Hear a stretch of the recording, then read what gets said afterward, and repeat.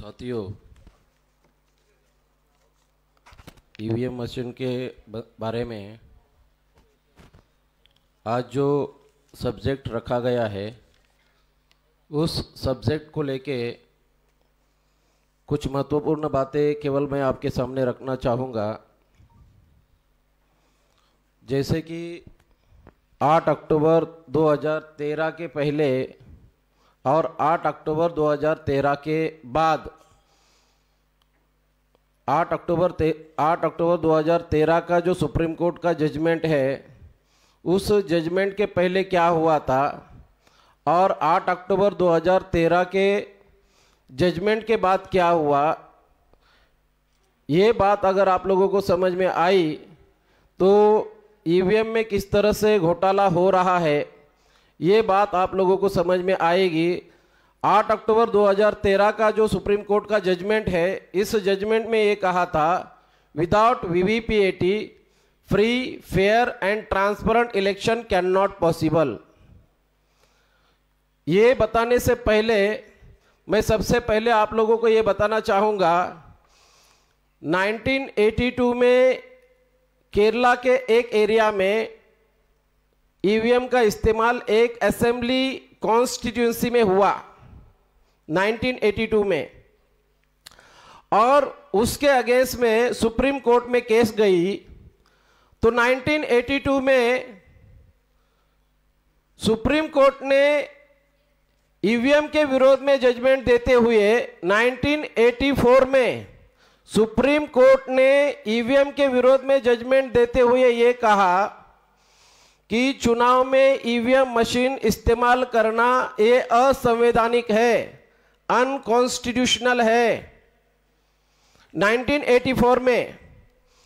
उसके बाद 15 मार्च 1989 में पीपल्स रिप्रेजेंटेशन एक्ट, इसमें बदलाव करते हुए जो शासक जातियां है, इन लोगों ने क्या किया, सेक्शन 61A ये अमेंडमेंट करके इन्होंने ईवीएम इस्तेमाल करने के लिए ये जो बदलाव किया,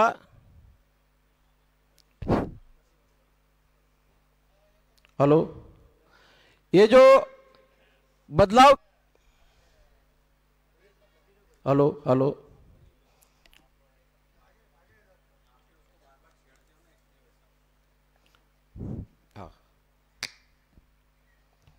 ये जो बदलाव किया 1989 में जो बदलाव किया गया, और उस बदलाव अमेंडमेंट के तहत, संशोधन के तहत इसमें ये कहा गया था कि अगर ईवीएम का इस्तेमाल करना है तो वो ऑप्शनल के तौर पर किया जा सकता है, वो भी एक या एक से ज़्यादा पार्लियामेंट्री कॉन्स्टिट्यूंसी में। एक उसका रीजन बताना होगा, उसका सॉलिड कारण बताना होगा। ये बात 1989 में पीपल्स रिप्रेजेंटेशन एक्ट के तहत सेक्शन 61A के तहत ये अमेंडमेंट की गई, मगर 2004 से आज तक इस ये जो रूल है,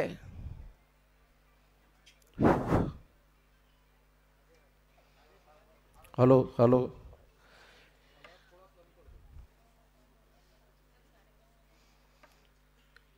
दो 2004 से ये इलेक्शन कमीशन के द्वारा इस पीपल रिप्रेजेंटेशन एक्ट के विरोध में जाके पूरे भारत भर में ईवीएम का इस्तेमाल करना शुरू हो गया।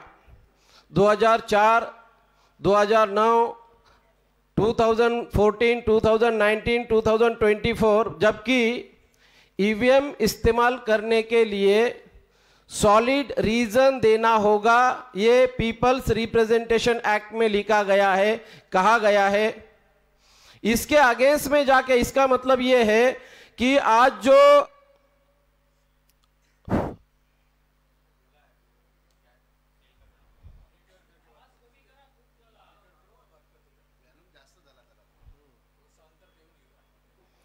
आज जो इलेक्शन हो रहा है, ये इलेक्शन सारे के सारे 2004 से जो इलेक्शन हो रहे हैं, ये इलेक्शन सारे के सारे इलेक्शन इलीगल है। इसका मतलब ये है कि ये जो इलेक्शन हो रहे हैं, ये सारे के सारे इलेक्शन इलीगल इलेक्शन है।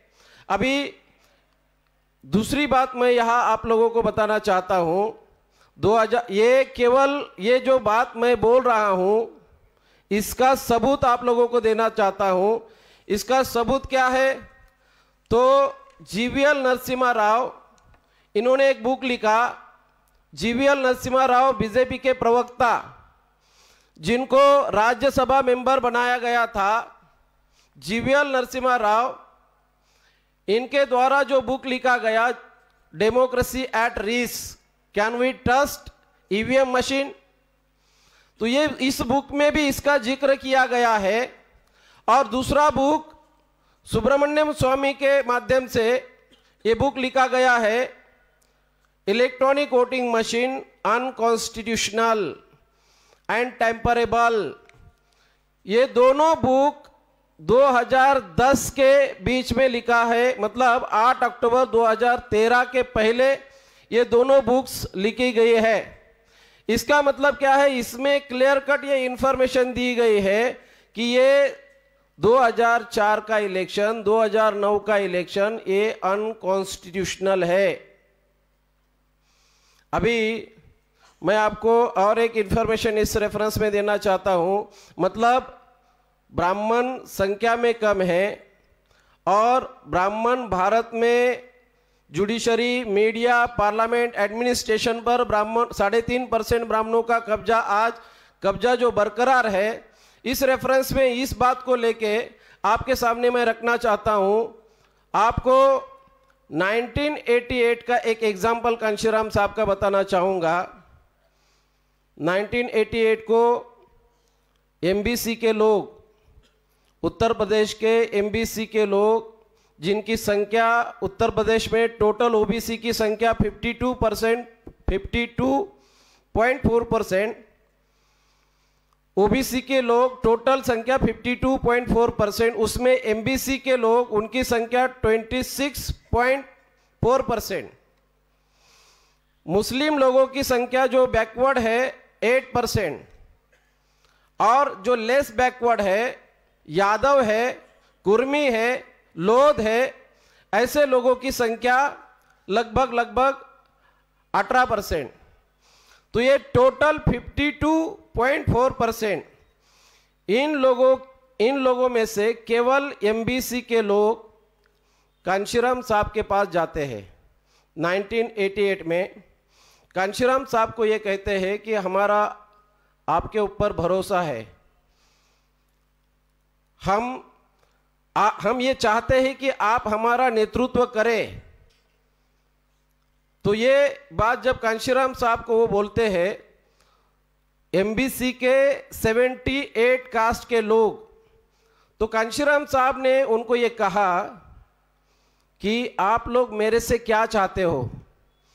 तो उन लोगों ने कहा कि हम असेंबली का मुंह देखना चाहते हैं, पार्लियामेंट का मुंह देखना चाहते हैं। उसके बाद कांशीराम साहब ने एमबीसी के लोगों को एमएलए के लिए टिकटें देना शुरू किया, जब तक कि यूपी में किसी भी पार्टियों ने उनको टिकटें नहीं दी थी। और उसके बाद जो देश में हालत शुरू हुई, वो हालत क्या थी? तो 89 के बाद हर 2 साल में गवर्नमेंट गिरने लगी। भारत में 18 मतलब खास करके यूपी में 2 साल के बाद गवर्नमेंट गिरने लगी, और उसका नतीजा सेंटर लेवल पर भी दिखने लगा। हर 2 साल के बाद गवर्नमेंट गिरने लगी।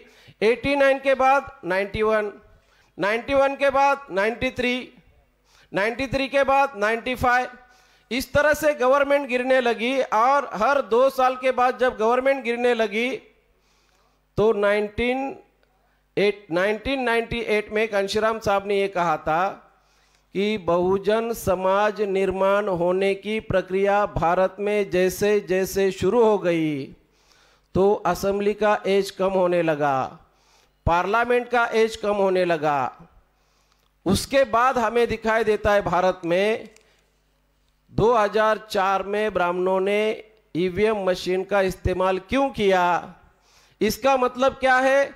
बहुजन समाज के लोगों का, बहुजन पॉलिटिक्स इमरजेंस नेशनल लेवल पर जैसे जैसे इमरजेंस होने लगा तो ब्राह्मणों को ये डर लगा और उसके तहत उन्होंने ईवीएम मशीन का इस्तेमाल करने का जो उन्होंने ये मार्ग अपनाया, एक वे उनके लिए उन्होंने अपनाया। लेकिन 2004 के बाद आप लोगों को खास करके मैं ये बात बताना चाहता हूँ, 2004 में कांग्रेस ने घोटाला किया, उसके सारे सबूत हमारे पास है। 2009 में घोटाला किया। ये बात बताते समय मैं ये आपको बताना चाहता हूँ, 2004 में स्टेबल गवर्नमेंट, स्थिर सरकार, 2009 स्थिर सरकार, 2014 स्थिर सरकार, 2014 के बाद 2019 स्थिर सरकार, 2024 स्थिर सरकार। इसका मतलब क्या है? 2004 के पहले जब बैलेट से चुनाव होता था तो अस्थिर सरकारें भारत में निर्माण हो रही थी। कांशीराम साहब का उस वक्त का जो नारा था, वोट हमारा राज तुम्हारा नहीं चलेगा, जिसकी जितनी संख्या भारी उसकी उतनी हिस्सेदारी की बात कर रहे थे। तो ब्राह्मणों ने जो सॉल्यूशन निकाला ईवीएम के माध्यम से, और ईवीएम जिस तरह से उन्होंने इस्तेमाल करना शुरू किया, कांग्रेस ने 2004 में घोटाला किया, उसके सारे सबूत हमारे पास है। 2009 में कांग्रेस ने घोटाला किया, उसके सारे सबूत हमारे पास है। 2009 के पहले, इलेक्शन होने के पहले, इलेक्शन कमीशन जो टेक्निकल एक्सपर्ट कमेटी है इलेक्शन कमीशन की, उन्होंने ये कहा था कि 9,03,000 मशीनों का लोकसभा इलेक्शन में इस्तेमाल ना किया जाए, क्योंकि ये मशीनें सिक्योरिटी स्टैंडर्ड के लिए अयोग्य है, योग्य नहीं है। मगर 2009, 10, 11, 12, 13, 14 तक ईवीएम मशीनों का इस्तेमाल किया, उन्हीं मशीनों का इस्तेमाल किया और इलेक्शन कंडक्ट किए, जो कि जिन मशीनों को इलेक्शन कमीशन के टेक्निकल एक्सपर्ट कमेटी ने यह कहा था कि ये मशीनें सिक्योरिटी स्टैंडर्ड के लिए योग्य नहीं है। आप सोच सकते हैं, इसके बाद 8 अक्टूबर 2013 की जो बात मैं बोल रहा था आपको, 8 अक्टूबर 2013 का जजमेंट अगर आप पढ़ेंगे तो उसमें ये लिखा है, without VVPAT free fair and transparent election can not possible. 2004 का जो इलेक्शन हुआ विदाउट वीवीपीएटी हुआ, 2009 का इलेक्शन हुआ विदाउट वीवीपीएटी हुआ। तो इसका मतलब क्या है? एक तो उन्होंने पीपल्स रिप्रेजेंटेशन एक्ट के विरोध में जाके ये सारा काम किया, ईवीएम इस्तेमाल करना नहीं है, फिर भी किया। और 2004 में वीवीपीएटी मशीन नहीं है, 2009 में नहीं है। इसका मतलब क्या है? इस जजमेंट के आधार पर इसका मतलब यह बनता है कि यह भी घोटाला हुआ। 2014 का जो इलेक्शन है, 2014 का, जिसमें उन्होंने जो वीवीपीएटी मशीन का इस्तेमाल किया, 0.33% वीवीपीएटी मशीन का इस्तेमाल किया। मतलब यहां पर भी वीवीपीएटी मशीन का इस्तेमाल करना था, वो भी पूरी तरह से नहीं हुआ। इसका मतलब ये चुनाव भी घोटाले से हुआ। और सबसे महत्वपूर्ण बात यह है, यहां पर 16 मई 2014 को इलेक्शन कमीशन ने रिजल्ट डिक्लेयर किया, 16 मई को। 25 मई को इलेक्शन कमीशन ने इलेक्शन कमीशन के वेबसाइट पर रिजल्ट पब्लिश किया। 26 को नरेंद्र मोदी प्राइम मिनिस्टर बने। 27 को नरेंद्र मोदी ब्लैक मनी चिल्लाना शुरू किया। और नेक्स्ट महीने में, जून महीने में 9,03,000 मशीनों को कबाड़ घोषित किया। जिसमें धांधली के सबूत थे, धोखाधड़ी के सबूत थे। ये 2014 में ये हुआ। मतलब कि मैं आपको ये बताना चाहता हूं, पीपल्स रिप्रेजेंटेशन एक्ट के विरोध में जाके 8 अक्टूबर 2016 का जो जजमेंट है उसमें जो कहा गया है without VVPAT free fair and transparent election नहीं होता, उसके विरोध में जाके 0.33% वीवीपीएटी मशीन का इस्तेमाल करके आखिरकार क्या किया, सारी की सारी ईवीएम मशीन को, वीवीपीएटी मशीन नहीं, ईवीएम मशीन को 9,03,000 ईवीएम मशीन को कबाड़ घोषित किया। 2000 ये हो गया 2014 का। 2019 का आप लोगों को बताना चाहूंगा। 2019 का जो घोटाला हुआ इससे भी भयानक हुआ। 23 मई 2019 को इलेक्शन का रिजल्ट डिक्लेयर किया गया। 23 मई को रिजल्ट डिक्लेयर करने के बाद 27 मई 2019 को इलेक्शन कमीशन के माध्यम से इलेक्शन कमीशन के वेबसाइट पर आंकड़े पब्लिश किए, केवल 4 फेज के। इलेक्शन हुआ 7 फेज में, आंकड़े पब्लिश किए केवल 4 फेज के। कितने आंकड़े पब्लिश किए? केवल 373 सीटों के आंकड़े पब्लिश किए। 373 सीटों के आंकड़े पब्लिश किए। उसमें भी 220 सीट्स पर जितना लोगों ने जितने वोट, मतलब vote poll by EVM, vote count by EVM, इसमें मिसमैच। लोगों ने 220 सीट्स पर जितना वोट डाला उससे ज्यादा वोट निकला। जितना वोट डाला उससे ज्यादा वोट निकला। 1 सीट नहीं, 2 सीट नहीं, 220 सीट्स पर। मतलब vote poll by EVM and vote count by EVM ये एक होना चाहिए। इसमें क्या हुआ? 220 सीट्स पर ज्यादा वोट निकले। 153 सीट पर लोगों ने जितना वोट डाला उससे कम वोट निकले। ये भी सबसे बड़ा घोटाला। इसके बारे में जब चुनाव आयोग को पूछा गया तो चुनाव आयोग ने 1 जून 2019 को चुनाव आयोग के इलेक्शन कमीशन के वेबसाइट पर आप प्रेस नोट देख सकते हैं। 1 जून 2019 में इलेक्शन कमीशन ने ये लिखा कि ये जो डेटा हम लोगों ने पब्लिश किया ये डेटा प्रोविजनल है, ये ऑथेंटिक नहीं है। इस डेटा के रेफरेंस में एडीआर ऑर्गेनाइजेशन ने, एसोसिएशन फॉर डेमोक्रेटिक रिफॉर्म, इस ऑर्गेनाइजेशन ने 4 नवंबर को सुप्रीम कोर्ट में केस डाला हुआ है। वो केस आज भी पेंडिंग है। कितने लोगों को इसके बारे में जानकारी है? दूसरी बात, जो केस में आदरणीय वामन मेश्राम साहब ने 2014 से लेके 2016 के बीच में हाई कोर्ट और सुप्रीम कोर्ट में ईवीएम के वीवीपीएटी के लिए, मतलब जो 8 अक्टूबर 2013 का जो जजमेंट है उसको लेके हाई कोर्ट में और सुप्रीम कोर्ट में केसेस फाइल करना शुरू किया था। और चुनाव आयोग के विरोध में माननीय वामन मेश्राम साहब ने 2016 में चुनाव आयोग के विरोध में कंटेम्प्ट ऑफ कोर्ट का केस फाइल किया।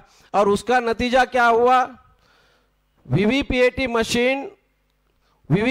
मशीन लगाने के लिए 24 अप्रैल 2017 को जजमेंट आया। और उसके वजह से उस जजमेंट जो माननीय वामन मेश्राम साहब ने चुनाव आयोग के विरोध में जो केस कंटेम्प्ट ऑफ कोर्ट का केस डाला, कंटेम्प्ट ऑफ कोर्ट का केस डालना वो सबसे बड़ी बात है और वो केस जीतना उससे भी बड़ी बात है। जब पूरे भारत भर में वीवीपीएटी मशीन को लगाया गया, आपको हैरानी होगी, सुनकर हैरानी होगी। मैं आपको ऑलरेडी 2019 के रिजल्ट के बारे में जिक्र किया। मगर वीवीपीएटी जो मेश्राम साहब ने, आदरणीय वामन मेश्राम साहब ने जो सुप्रीम कोर्ट में जो चुनाव आयोग के विरोध में कंटेम्प्ट ऑफ कोर्ट का केस लड़ा और वो केस जीतने की वजह से पूरे भारत भर में वीवीपीएटी मशीनें लग गई। लेकिन क्या हुआ, पूरे भारत में 10,35,000 2019 में 10,35,000 वीवीपीएटी मशीनों को लगाया गया। वेरीफाई कितना किया? केवल 20,687 मशीनों को वेरीफाई किया गया। जितना वेरीफाई किया उसमें भी घोटाला। उस घोटाले को दबाने के लिए उन्होंने 23 सितंबर 2019 को इलेक्शन कमीशन ने सारे के सारे स्टेट इलेक्शन कमिश्नरों को, यूनियन टेरिटरी के इलेक्शन कमिश्नरों को ऑर्डर इशू किया और ऑर्डर इशू करके उन्होंने वीवीपीएटी मशीन से जो पर्ची निकलती है, ये पर्ची जलाने के लिए, नष्ट करने के लिए ऑर्डर इशू किया। 4 महीने में ऑर्डर इशू किया और 4 महीने में सारी की सारी पर्चियां जलाई। 2019 का जो एक तो 4 फेज का, केवल 4 फेज का इलेक्शन का रिजल्ट 373 सीट का रिजल्ट पब्लिश किया। जितना पब्लिश किया उसमें भी घोटाला, और वो भी उन्होंने क्या कहा कि ये प्रोविजनल है। और वीवीपीएटी से जो वीवीपीएटी लगाने के बाद जो घोटाला हुआ, जो धांधली हुई, धांधली पकड़ी गई, मतलब 10,35,000 वीवीपीएटी मशीनों को लगाया गया था और उसमें केवल 1% 20,687 वीवीपीएटी को वेरीफाई किया गया था। जो वेरीफाई किया उसमें भी घोटाला। उस घोटाले को दबाने के लिए इलेक्शन कमीशन, अभी ये बात मैं किस आधार पर बोल रहा हूं, आपको लगेगा कि ये हवाई बात हो सकती है। इस बात का सबूत क्या है? इस बात का सबूत एडीआर नाम का ऑर्गेनाइजेशन है, association for democratic reform common cause. इस ऑर्गेनाइजेशन के वेबसाइट पर आप जा सकते हैं, इनका सुप्रीम कोर्ट का केस भी देख सकते हैं। 27 फरवरी 2020 को एडीआर ऑर्गेनाइजेशन ने सुप्रीम कोर्ट में इलेक्शन कमीशन के विरोध में केस डाला और केस डाल के उन्होंने क्या कहा?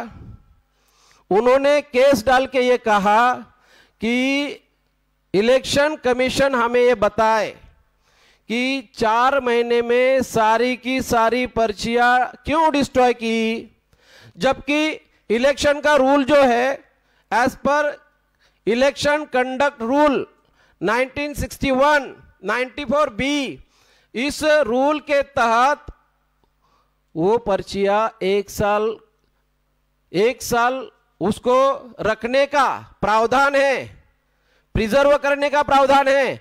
मगर इलेक्शन कमीशन ने ऑर्डर देके, वहां इलेक्शन कमीशन को जब सुप्रीम कोर्ट में इलेक्शन कमीशन को जब पूछा गया तो इलेक्शन कमीशन ने कहा कि हमें थोड़ा समय दिया जाए। 27 फरवरी से उन्होंने, सुप्रीम कोर्ट ने उनको समय दिया 4 वीक का। 27 फरवरी से अगर आप देखेंगे 4 वीक काउंट करेंगे तो 22 मार्च को 4 वीक कंप्लीट होते हैं। 22 मार्च को जनता कर्फ्यू लगता है और 22 मार्च के बाद 24 को नाइट को नरेंद्र मोदी आके लॉकडाउन घोषित किया जाता है। मतलब जो ईवीएम में घोटाला हुआ, इसको दबाने के लिए ये बहुत बड़ा षड्यंत्र किया गया। हमारे लोगों को इसके बारे में कोई भी किसी भी लेवल की जानकारी नहीं है। लास्ट पॉइंट आप लोगों को बताना चाहूंगा, 2024 का जो इलेक्शन है, इसमें भी उससे भी भयानक घोटाला धांधली हुई। आउट ऑफ 542 सीट 362 सीटों में लोगों ने जितना वोट डाला उससे कम वोट गिना गया। कितने सीटों पर? 362 सीटों पर जितना वोट डाला गया उससे कम गिना गया। 176 सीटों पर जितना वोट डाला गया उससे ज्यादा गिना गया। तो ये सारा जो बदमाशी जो हो रही है ये ब्राह्मण राज कायम करने के लिए हो रही है, ब्राह्मणों का राज कायम करने के लिए ये बदमाशी हो रही है। इसका एक और सबूत मैं देता हूं। हमने लास्ट 30 अक्टूबर में आप लोगों ने भारत मुक्ति मोर्चा के जो पैम्फलेट अगर पढ़े होंगे, आंदोलन अगर आप लोगों ने देखा होगा, भारत बंद का जो आंदोलन है, 30 अक्टूबर का भारत बंद का जो आंदोलन है, उसमें हम लोगों ने लिखा सुप्रीम कोर्ट के नियंत्रण और निगरानी में चुनाव आयोग घोटाला कर रहा है, ईवीएम में घोटाला कर रहा है। मतलब ये कि पूरे के पूरे जो कॉन्स्टिट्यूशनल इंस्टीट्यूशन है, सारे कॉन्स्टिट्यूशनल इंस्टीट्यूशन पर, संवैधानिक संस्थाओं पर ब्राह्मणों का कब्जा आज बरकरार है। और आज अगर कोई कब्जा बरकरार है ब्राह्मणों का, तो आज ये जो पॉलिटिकल लेवल पर जो कब्जा बरकरार है, इसके लिए केवल ईवीएम के वजह से ये सारा कब्जा ब्राह्मणों का बरकरार है।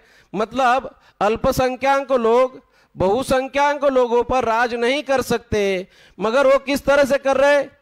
Money mafia, media and electronic voting machine. आज के तारीख में आज की ईवीएम ये मनुस्मृति है। हमारा जो वोटिंग का राइट है, वोटिंग का राइट आज समाज में जो सामाजिक बदलाव हमें दिखाई देता है, ये वोटिंग के राइट की वजह से दिखाई दे रहा है। और ये वोटिंग का राइट आज 0 हो गया है। इसलिए इस आंदोलन को सफल करने के लिए हमारे लोगों को माननीय वामन मेश्राम साहब के नेतृत्व में ये आंदोलन को गांव-गांव तक, बूथ लेवल तक लेके जाना चाहिए और इसमें साथ सहयोग और समर्थन करना चाहिए। इतनी बात मैं यहाँ पर इस मौके पर कहना चाहूँगा। धन्यवाद।